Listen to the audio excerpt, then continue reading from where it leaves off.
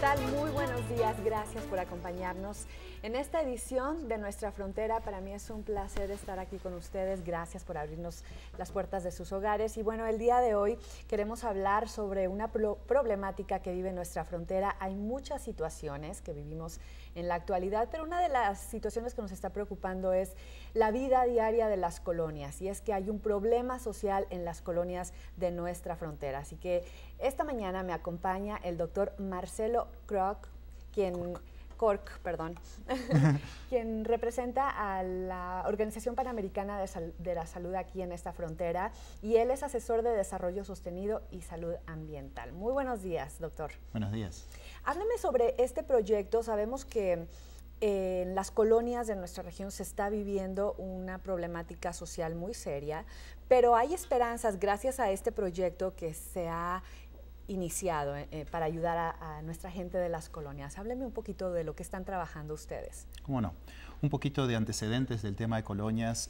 Como todos saben, acá en la zona del Paso, y no solo, sino en toda la parte de la frontera, especialmente en Texas, hay aproximadamente unas 400.000 personas que viven en colonias, es decir, en zonas no incorporadas, en las cuales la situación del agua, saneamiento y servicios básicos es bastante precaria.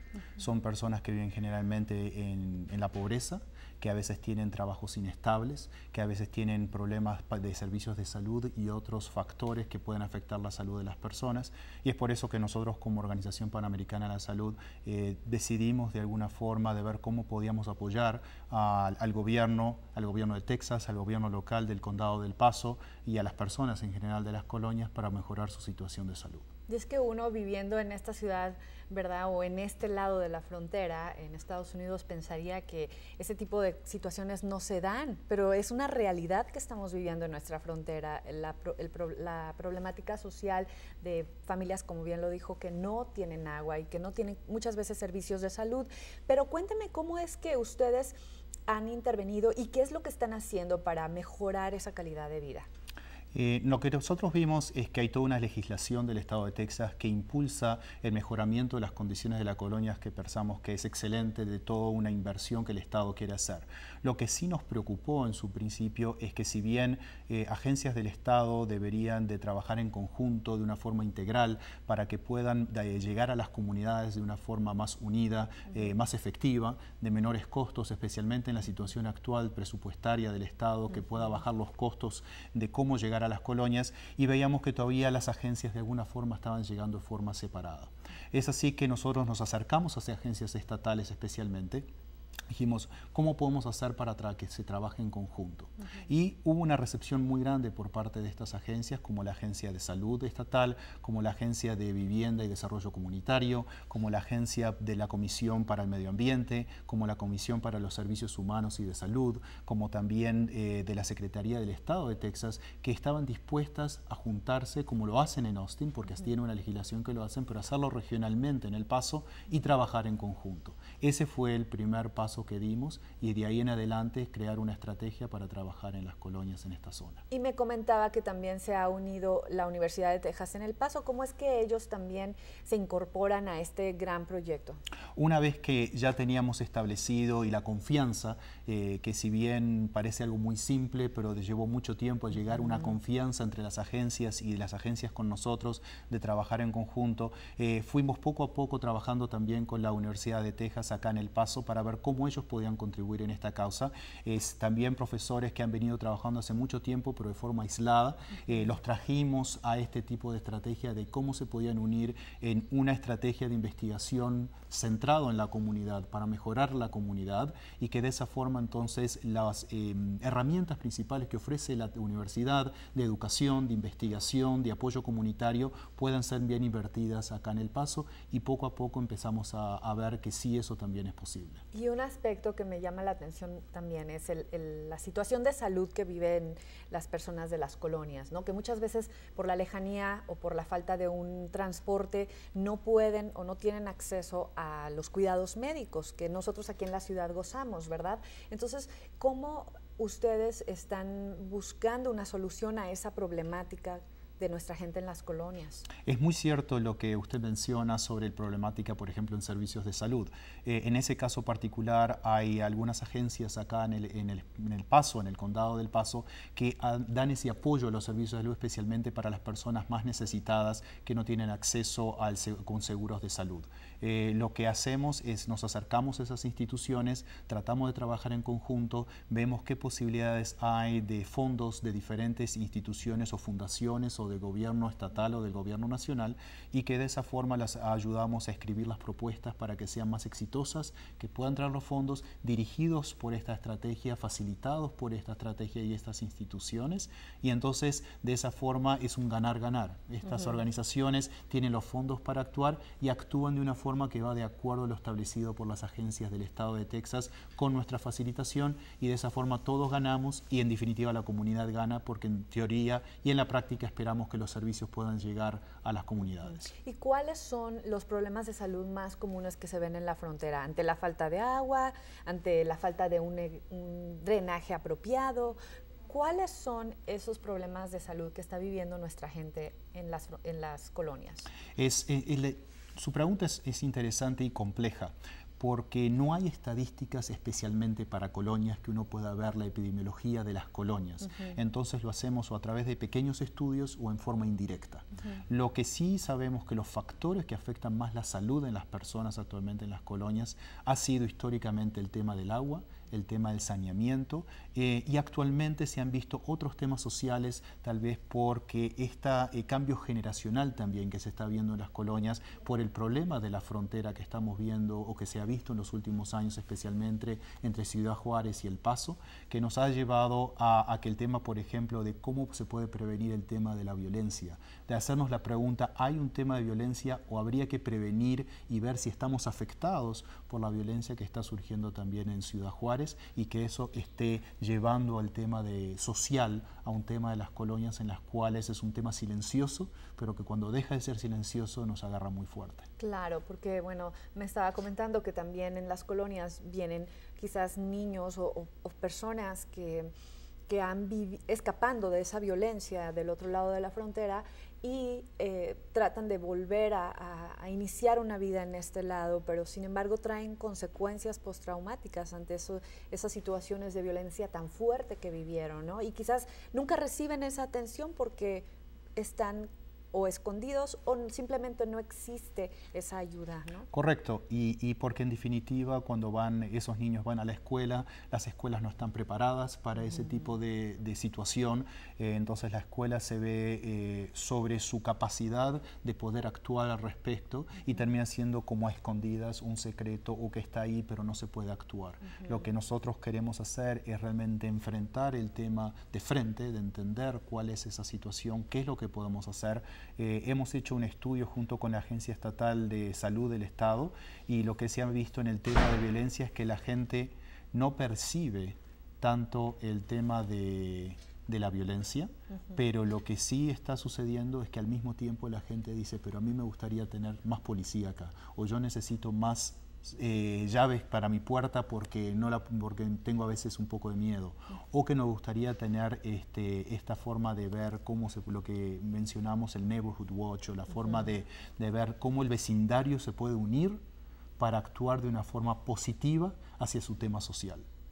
Y eso es algo bien interesante porque cuando hablamos de la sociedad hoy en día, nos hemos acostumbrado a vivir como que nosotros aislados. Bueno, yo vengo de México y recuerdo que antes la vecina estaba pendiente ahí. De alguna manera todos los vecinos sabían qué es lo que estaba pasando con cada familia, no por el chisme, sino por estar viendo quizás el bienestar, pero eso se ha como que ahora limitado y cada quien vive en su casa, a veces ni se conoce quién es el vecino de al lado o del frente, y eso es algo en ocasiones contraproducente, porque si está ocurriendo un crimen o una situación, en lugar de ayudarse, cada quien se aísla, ¿no? Correcto. Entonces ustedes explíquenme un poquito sobre cómo quieren o lo que están tratando de hacer para unir a la comunidad, para organizarlos y que sean más proactivos, más positivos y también unidos, ¿no? Correcto. Lo que vemos es entender cuáles son los puntos de mayores necesidades de la comunidad, donde hay puntos comunes más álgidos, donde pueden unirse. También de ver dónde están los líderes comunitarios que realmente sean aceptados por la comunidad y que no crean diferencias. Trabajamos con ellos para entender cómo podemos acercarnos uno a uno. En algunos casos es a través de promotoras de salud o promotores de salud, en los cuales trabajamos con ellos que son de la comunidad y pueden llegar. En algunos casos son líderes religiosos que a través de los servicios religiosos pueden hablar con la comunidad, con las personas que realmente ellos les llegan más de cerca. Y en algunos casos trabajamos también con los gobiernos locales.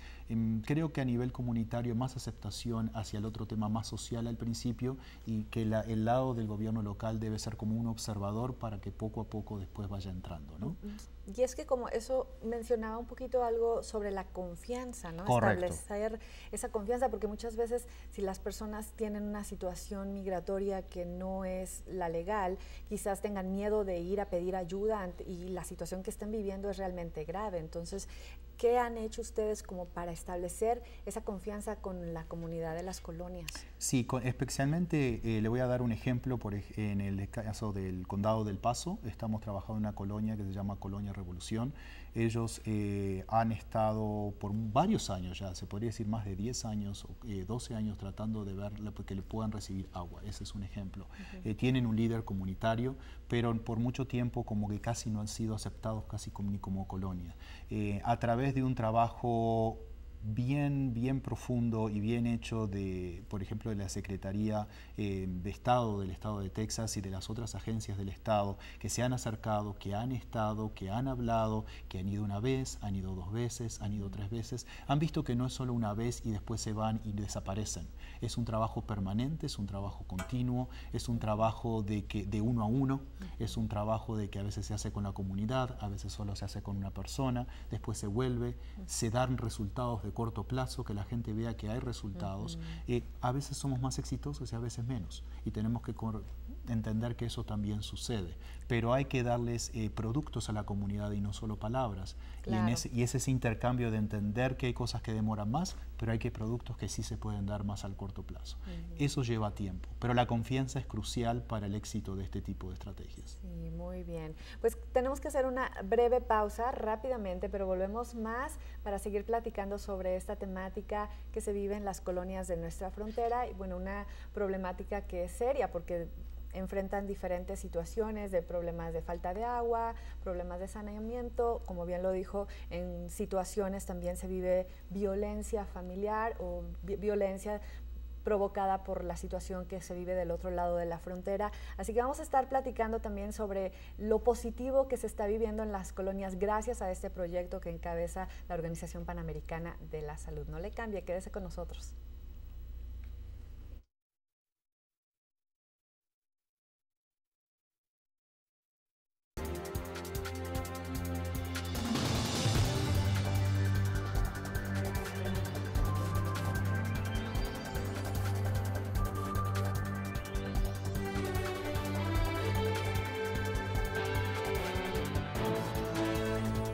Gracias por continuar con nosotros aquí en nuestra frontera, y esta mañana tenemos como invitado al doctor Marcelo Cork, asesor de Desarrollo Sostenido y Salud Ambiental de la Organización Panamericana de la Salud. Y bueno, estamos hablando sobre el proyecto que él encabeza y que esta organización encabeza, que es sobre buscar soluciones a las problemáticas diarias que viven las colonias, que son bastantes en nuestra comunidad. Y una de ellas es la Colonia Revolución.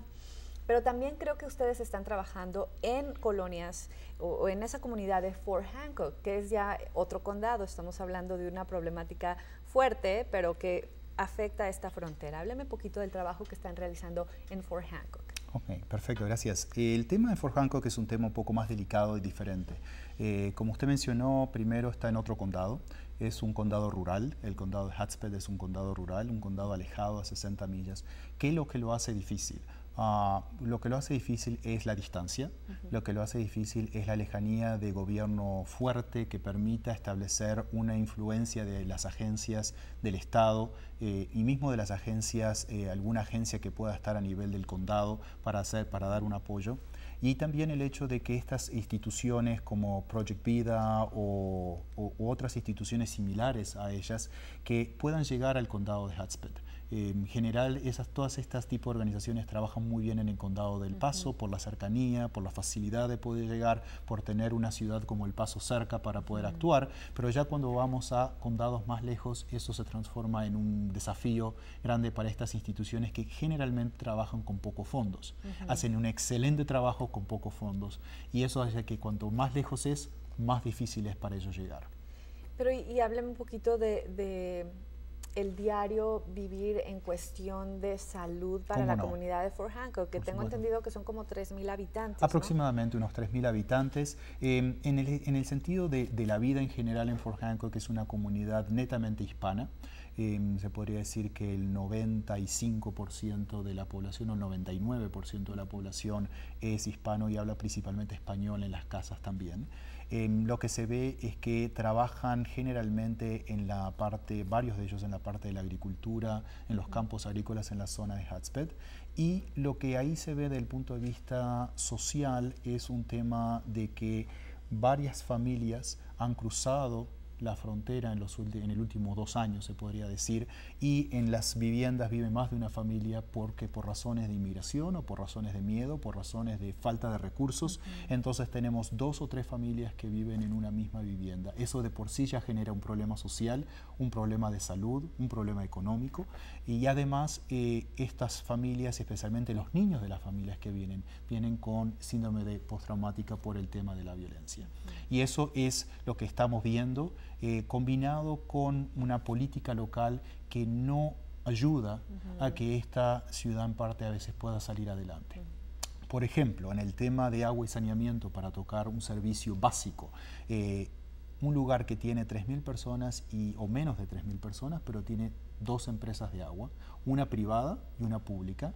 La pública, usted puede ir a las bases de datos de la Agencia de Protección Ambiental de los Estados Unidos y ven que si bien es una empresa pública, ha violado el tema de la calidad del agua varias veces, no ha tenido la capacidad para ofrecer agua a los usuarios que debería tenerla, y a su vez hay una parte de la comunidad de Fort Hancock que queda encerrada y no recibe ni agua. Y entonces, pero ellos sí le venden el agua. Entonces, ¿qué es lo que sucede? Un tema de inequidad. La persona que menos tiene, las familias que menos tienen, más tienen que gastar en agua, por ejemplo. Entonces, le parecería a mí me pareció asombroso que una familia que gana aproximadamente, recibe, digamos, $1.000 por mes por trabajo, es decir, de ingresos, está gastando aproximadamente $150 a $200 en agua. Es decir, está gastando 20% de sus ingresos en comprar agua. En general, una familia en El Paso, pienso que no debería gastar más de un 3 al 4% de su ingreso mensual. Esos son los estudios que se hacen. Una familia en una colonia como en el área de Fort Hancock o Colonia Revolución, como mencioné anteriormente, están gastando entre 20 a 25% de sus ingresos solamente en comprar agua, y en muchos casos no se sabe cuál es la calidad del agua. Híjole, qué tremendo. ¿Y quién pudiese tener el control de ayudar a esas colonias? Porque creo que esta problemática del agua tiene años, décadas, ¿verdad? Usted lo ha dicho, tiene décadas, es una inversión muy grande. Esa inversión el Estado de Texas lo ha venido ayudando, a nivel del gobierno federal también lo ha venido ayudando, pero mismo el gobierno federal ha mostrado y ha indicado que las inversiones a veces no han sido efectivas en llegar a esa población, o porque no ha habido un análisis de las necesidades, o porque no se sabía cómo llegar, o porque las inversiones no fueron bien hechas directamente. Indudablemente que en los últimos años ha habido un gran empuje, y se está viendo ese empuje porque realmente en las estadísticas que tenemos se ve que ha mejorado la situación, especialmente en el condado del Paso. Se ha visto esa mejora. Hay mucho trabajo para hacer, pero con todo este apoyo que se viene llevando a cabo de los últimos 5 a 10 años, se ve que ha cambiado y está cambiando eso, pero queda mucho por hacer y los problemas también van cambiando. Claro. Hoy va a ser el tema del agua, va a ser el tema de saneamiento, pero como dijimos anteriormente va a tener un tema social. Lo que sí es indudablemente un gran asunto es, por un lado, estas familias nunca deberían pagar esa cantidad de dinero por el agua, no deberían gastar un 20 a 25% de sus ingresos en el agua, y por el otro lado deberían recibir un producto que es de la misma calidad que usted recibe en su vivienda acá en la ciudad del Paso. Y en muchos casos eso no es así. Y más si están pagando esa cantidad tan estratosférica de dinero por el agua, ¿no? Por supuesto. Por ejemplo, en el caso de las empresas en Fort Hancock, especialmente de la empresa pública en Fort Hancock, lo que sucedió anteriormente, tenemos entendido que por suerte eso está cambiando y se llegó a un arreglo para mejorar la situación de la empresa y felicitamos este esfuerzo.